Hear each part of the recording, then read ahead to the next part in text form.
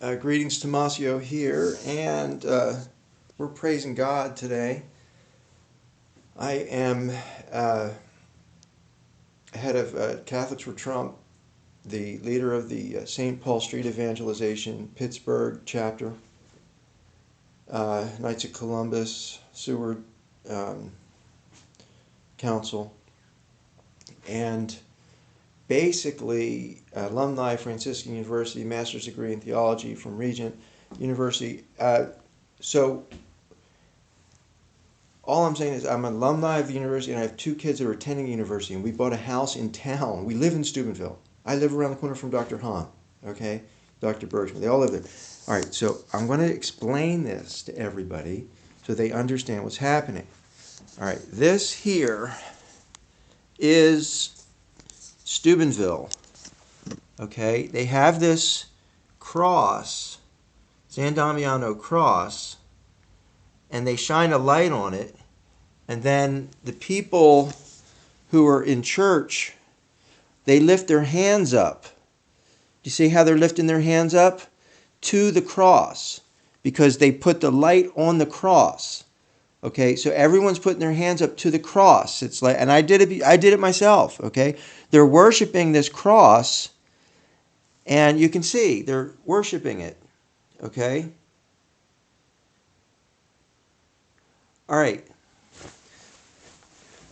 Okay, that is very important to understand, that there is worship of the San Damiano Cross going on in Steubenville at Franciscan University. Every single classroom, office, everything has that particular cross. This is not just, oh, I just found this cross in my closet and I'm going to put it up. No, this is a very particular cross that has a very particular history to it. And anybody who wants to be honest, okay, anybody who wants to be honest will understand what I'm saying. Okay.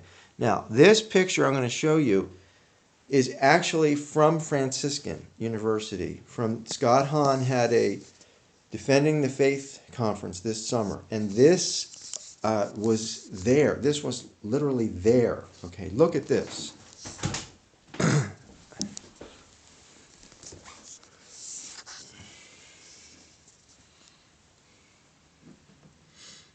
Okay. So you can see clearly on the stomach of Jesus is a penis. Okay? That is direct. That's footage from Franciscan University at Steubenville. It's a penis right on Jesus' stomach. Okay? Look at this. Now, so that is obviously the first thing that's very, very wrong. But look at the people next to Jesus. Now here's Jesus dying on the cross, and they're like gossiping about him. Look at that. Head level, right with the penis there. The head level. Then over on this side, you got two people there gossiping. They're not looking at Jesus. They're not crying, okay? He's holding something in his hand, and she's holding something in her hand.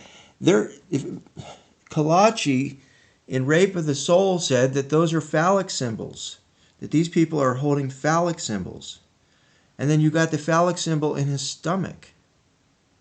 Okay, now, all right, when people raise their hands to that cross and worship it, it does activate like a portal, a spiritual portal. And there are spirits that are traveling through that portal, opened through the worship of that phallic symbol. And what had happened was, this phallic symbol was St. Francis found it in a church before he was a saint. He came back from the Crusades. I don't know what in the world he was doing, but he came to a closed church and found a cross in there, and then the cross started talking to him. And this is the cross right here. And the cross said to Jesus, or to Francis, rebuild this church. And so Francis was like, oh, okay, because the church had been left in ruins. The church had fallen down, fallen apart. So this cross, he finds this cross inside the building, probably covered under debris. Who knows what Francis was doing? Do you understand? He wasn't reading the Bible. He wasn't praying the rosary. I can tell you that right now. So what was he doing? You know what I mean? He comes across this thing. It talks to him. So then he goes and steals his father's materials and sells them and takes the money to, rehab this church. Okay? Can you imagine that? Stealing his dad's money to rehab this church that the church had already closed down. So this image talks to Francis.